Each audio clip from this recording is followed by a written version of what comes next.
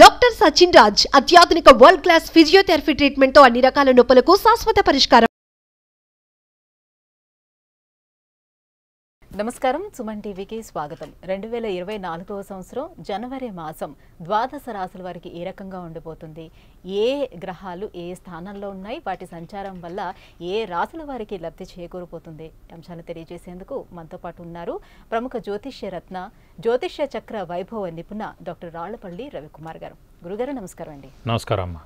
గురుగారు, ఈ 2024 సంవత్సరం ఈ జనవరి మాసం ద్వాదశ రాశుల వారికి ఏ రకంగా ఉండబోతుందో తెలియజేసే ముందు అసలు గ్రహాల స్థితిగతులు ఏ రకంగా ఉన్నాయో తెలియజేస్తారా? శరదిందు సమాకారే పరబ్రహ్మస్వరూపిణి వాసరాపీఠ నిలయే సరస్వతి నమోస్తుతే. జనవరి నెల నవగ్రహాలు ద్వాదశ రాశుల్లో ఎక్కడున్నాయి ఇప్పుడు తెలుసుకుందాం. ముందుగా రవి మకర రాశిలో ఉంటారు, అలాగే కుజుడు వచ్చి మనకి ధనుసు రాశిలో ఉంటారు, రాహు యథావిధిగా మనకి మీన రాశిలో ఉన్నారు, అలాగే గురువు వచ్చి మనకి మేషరాశిలో ఉన్నారు, శని స్వస్థానమైన కుంభరాశిలో ఉన్నారు, అలాగే బుధుడు మనకి ధనుసు రాశిలో ఉన్నారు, కేతు మనకి కన్యా రాశిలో ఉన్నారు, ఇంకా శుక్రుడు వచ్చేసి మనకి వృశ్చిక రాశిలో ఉన్నారు. గురుగారు నమస్కారం. నమస్కారం అమ్మా. గురుగారు, 2024 సంవత్సరం జనవరి మాసం ఇక వృశ్చిక రాశి వారికి ఎలా ఉండబోతుంది, ఎటువంటి దైవారాధన చేసుకోవాలి, వాళ్ళు గ్రహ స్థితిగతులు ఏ రకంగా ఉన్నాయో తెలియజేయండి. తప్పకుండా అమ్మా. వృశ్చిక రాశి అనగానే మనకి విశాఖ 4వ పాదం, అనురాధ 1, 2, 3, 4 పాదాలు, జ్యేష్ఠ 1, 2, 3, 4 పాదాలు. సాధారణ మనం ఈజీగా గుర్తుపట్టచ్చు వృశ్చిక రాశి అని. ఎలా అంటే మ్యాక్సిమం అమ్మాయిలు అయితే అనురాధ అని పెట్టేసుకుంటారు పేరు, ఎక్కువగా విశాఖ అని లేకపోతే జ్యేష్ఠ అని పెట్టుకోరు, కానీ అనురాధ పేరు మటుకు చాలామంది పెట్టుకుంటారు.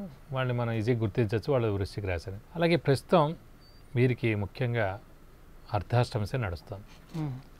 అర్ధాష్టమసే నడుస్తున్న వల్లనే చిక్కులు చికాకులు, మానసిక ఆందోళన, స్ట్రెస్ స్ట్రెయిన్, పడితేన డబ్బు ఖర్చు, చిన్న చిన్న అనారోగ్యాలు, స్థానచలనం, ఇల్లు మార్పు, ఉద్యోగ మార్పు, ట్రాన్స్ఫర్లు ఇలాంటివన్నీ అవుతుంటాయి. ఇది కాకుండా గురుబలం కూడా తక్కువగా ఉంది. గురువు 6వ స్థానంలో ఉన్నాడు. సో దైవబలం తక్కువగా ఉంది, దైవానుగ్రహం తక్కువగా ఉంది. బాగా కష్టపడితే కానీ పనులు జరగట్లేదు. శ్రమ కాలం ధనం వ్యర్థమయ్యేందుకు అవకాశం ఉంది. రావాల్సిన బాకీలు ఆలస్యం అవుతాయి. స్పెక్యులేషన్స్ కలిసి రావు. షూరిటీస్ పెట్టకూడదు, మధ్యవర్తితో వహించకూడదు. అంటే గోచారమే ఇంత దారుణంగా ఉందంటే కనుక జాతకం చాలా బాగుంటే కనుక పర్వాలేదు. జాతకం కూడా కొంచెం బాగాలేదనుకోండి వృశ్చిక రాశి వారికి, ఇప్పుడు గోచార ఎఫెక్ట్ చాలా ఎక్కువగా ఉంటుంది. కాబట్టి జాతకం బాగుంటే కనుక పర్వాలేదు, జాతకం కూడా బాగాలేకపోతే కనుక కొంచెం జాగ్రత్తగా ఉండాలి మనం ప్రస్తుతం. ఎందుకంటే గురుబలం వచ్చేదాకైనా కనీసం జాగ్రత్తగా ఉండాలండి. గురుబలం ఏమో మనకి ఏప్రిల్ కానీ రాదు. ఒక అదృష్టం ఏంటంటే దేవుడి వల్ల మనకి రాహుకేతుల బలం బాగుంది. పంచమంలో మనకి రాహు ఉన్నాడు, లాభంలో కేతు ఉన్నాడు, కాబట్టి ఒక 40% బాగానే ఉంది. ఒక 60% మటుకు ముఖ్యంగా గురువు 6వ స్థానంలో ఉండడం వల్లనే గురుబలం తక్కువ. అర్ధాష్టమ శని నడుస్తున్నందుకు మనకి మరి అనొచ్చు శని స్వస్థానంలోనే ఉన్నాడు కదండి, ఎవరికైనా స్వస్థానమే కదా ప్రస్తుతం అయితే ఉన్నాడు. మరి వీళ్ళకి అర్ధాష్టమైన ఎందుకు ఎఫెక్ట్ అని, వీళ్ళకి ఎందుకు ఎఫెక్ట్ అంటే కనుక వృశ్చిక రాశి అధిపతి కుజుడు, అక్కడ శని, కుజుడికి శనికి అసలు పడదు, వాళ్ళిద్దరు బద్ధ శత్రువులు. కాబట్టి శత్రువు ఉన్నప్పుడు అర్ధాష్టమ శని నడుస్తున్నప్పుడు ఇంకా ఇంపాక్ట్ ఉంటుంది, ఇంకా ఏడిపిస్తాడు. అందుకే వివాహ విషయంలో కూడా వృశ్చిక రాశి వారు కుంభరాశి వారిని పెళ్లి చేసుకోరు, అంటే వృశ్చిక రాశి వారు మకర రాశి వారిని చేసుకోరు. ఎందుకంటే కుజుడు అధిపతి వృశ్చిక రాశికి, అక్కడ శని అధిపతి. కుజుడికి శని పడదు కాబట్టి వృశ్చిక రాశి వారు కుంభరాశి వారు కానీ మకర రాశి వారు కానీ సాధారణంగా చేసుకోరు వివాహం, శత్రువులు అవుతారు కాబట్టి. రాశి అధిపతులు గ్రహం అయితే లేదు కాబట్టి. ఇది కాకుండా చంద్రుడు మనస్కారకుడు, బుద్ధికారకుడు, తల్లికారకుడు.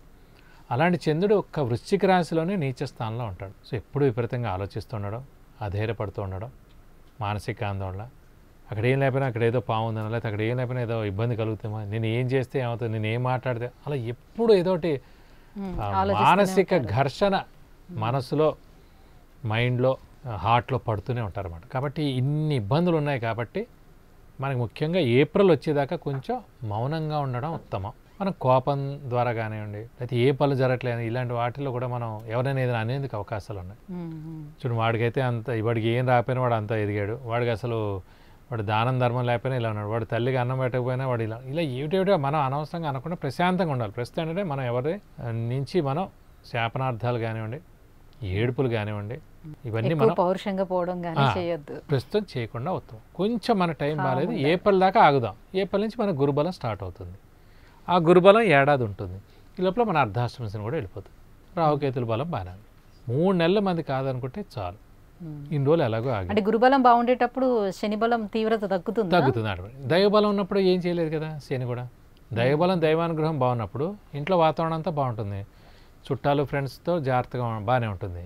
అప్పుడు ఓన్లీ చిన్న చిన్న చికాకులు, అనారోగ్య సమస్యలు, లేకపోతే డబ్బు ఖర్చు ఇలాంటివి ఉంటాయి. అదంత ఇబ్బంది కాదు. గురుబలం ఎప్పుడు లేదు, అప్పుడు మిత్రుడు కూడా శత్రువు అయిపోతాడు, చుట్టాలందరూ శత్రువులు అయిపోతారు. మన అనని మాట వాడు ఎవడో అన్నాడని అంటాడు, మన మీద వేరే విధంగా చెప్తాడు. ఇవన్నీ జరుగుతూ ఉంటాయి అన్నమాట. కాబట్టి వృశ్చిక రాశి వారు 3 నెలల మంది కాదనుకుంటే మంచి సమయం ఆసన్నమైంది అనుకోండి. ఇప్పుడు ప్రస్తుతం స్థానచలనం అయింది, ఉద్యోగ మార్పు వచ్చింది, ఉద్యోగం వచ్చింది, మారిపోండి. గ్రహాలతో పాటు మనం కూడా మారిపోతే మంచిది. అయ్యో ఇల్లు మారాలా, జాయింట్ ఫ్యామిలీ మారాలా, అంత దూరం వెళ్ళాలా, వేరే ఊరు వెళ్ళాలా అనుకోకండి. మన స్థానచలనం అయ్యేందుకే గ్రహాలు మనకి. కొంతమంది స్థానచలనం ఈ పీరియడ్ లో చేసినా కూడా వాళ్ళు పొజిషన్స్ వైజ్ గా కూడా మంచి పొజిషన్ కి వెళ్ళిన వాళ్ళు ఉంటుంటారు కదా. అంటే కానీ ఏదో ఒక మార్పు అయితే మంచిదండి. ఉద్యోగ మార్పా, ఇల్లు మార్పా, ఊరు మార్పా వస్తే చేసుకోవడం బెటర్ అంటే బెస్ట్. గ్రహాలతో పాటు మనం సంచరించాలి. మనం అడ్డుపడ్డా అనుకోండి, వెంటనే మన ఇమీడియట్ బాస్తో ప్రాబ్లం ఉండదు, లేదా మన ఉద్యోగం పోవడం, అలా అయిపోయే స్థానచలనం అవ్వకూడదు మళ్ళీ. అందుగురించి మనం గ్రహాలతో మనం మారిపోయాం అనుకోండి, ప్రాబ్లం లేదు. ప్రతిసారి రాదు కదండి. ఇప్పుడు అర్ధాష్టమ శని వచ్చింది, మళ్ళీ అర్ధాష్టమ శని రావాలంటే 30 సంవత్సరాల కానీ రాదు. పోనీ అష్టమ శని రావాలి 7.5 ఏళ్ల తర్వాత, మళ్ళీ 7 శని రావాలి మళ్ళీ 7.5 ఏళ్ల తర్వాత. కాబట్టి ప్రతిసారి ఏముండదు. ఇప్పుడు ప్రస్తుతం అర్ధాష్టమ శని నుంచి మళ్ళీ అష్టమ శని రావాలంటే 7.5 ఏళ్ల తర్వాత కదా. ప్రైవేట్ కంపెనీ వాళ్ళకి ఎప్పుడు ట్రాన్స్ఫర్లు ఉంటాయి, ఉద్యోగ మార్పులు ఉంటాయి. ఒక్క గవర్నమెంట్ జాబ్ వాడి తప్ప అందరికీ 99% అందరూ ప్రైవేట్ జాబ్సే ఉంటాయి. సో సంతాన పరంగా అలాగే ఆర్థికంగా ఏ రకంగా ఉండబోతుంది వారికి? సంతాన పరంగా అయితే మటుకు మిశ్రమంగానే ఉందని చెప్పుకోవాలండి. ఎందుకంటే గురుబలం లేదు కాబట్టి ఎవరైనా ప్లాన్ చేసినా కూడా ఏప్రిల్ తర్వాత ప్లాన్ చేసుకోవడం బెస్ట్. అప్పుడు కన్సీవ్ అయితే మంచిది. ప్రస్తుతం అయితే కనుక ఇప్పుడు మిస్క్యారేజ్ అవ్వడం, సంతాన నష్టం ఇలాంటివి కూడా ఉన్నాయి. కాబట్టి ప్రస్తుతం సంతాన విషయం ఆలోచించకపోవడం ఉత్తమం. కాబట్టి ఏప్రిల్ తర్వాత మటుకు ఖచ్చితంగా వృశ్చిక రాశి వారి సంతానం ఉంటుంది. ఇంకోటి ఏమడిగారండి, ఆరోగ్య విషయం. ఆర్థికంగా మటుకు విపరీతంగా ఈ అర్ధాష్టమ శని కాబట్టి విపరీతమైన ఖర్చులు, చేసిన పనే చేస్తుండడం, ఇంట్లో చిన్నపిల్ల పెద్దవాళ్ళు గృహిణులకు వీళ్ళకి కూడా అనారోగ్యం చేయడం, ఈ వృశ్చిక రాశి వారు కూడా చిన్న చిన్న అనారోగ్యాలు ఉంటాయి కాబట్టి ఆ డబ్బు ఖర్చు కూడా ఎక్కువగా ఉంటుందని చెప్పుకోవాలి. రాహుకేతువుల స్థానాలు కూడా ఇబ్బందికరంగా ఉన్నాయి. రాహుకేతులు బాగున్నారండి. పంచమ స్థానంలో రాహు, ఆ లాభస్థానంలో కేతు కాబట్టి ఆ 2 గ్రహాలు బాగున్నాయి. ఆ 2 గ్రహాలు బాగున్నాయి కాబట్టి 30 to 40% బాగుందన్నాను. ఇంకో 60% బాగాలైంది మనకి గురువు శని మూలానండి. మరి ఎటువంటి పరిహారాలు చేసుకోవాలి ఈ గురువుకి శని కోసం? మామూలుగా ఈ వృశ్చిక రాశి ఇంకా ఫిక్స్డ్గా ఫస్ట్ ఆఫ్ ఆల్ రాశికే మెయిన్ రెమెడీ ఏంటంటే ప్రతి సోమవారం ఉపవాసం ఉండడం.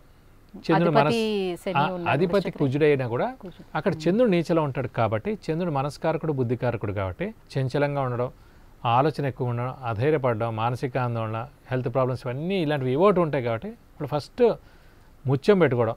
ముత్యం 3 క్యారెట్స్ గోల్డ్లో రైట్ హ్యాండ్ రింగ్ ఫింగర్కి ఫస్ట్ టైం చేయించినప్పుడు అభిషేకం అర్చన చేయించి మొదటిసారి పెట్టుకున్నప్పుడు సోమవారం రోజు పెట్టుకోవాలి, పర్మనెంట్గా చేతికి ఉంచుకోవాలి. అలాగే ప్రతి సోమవారం ఉపవాసం ఉండాలి.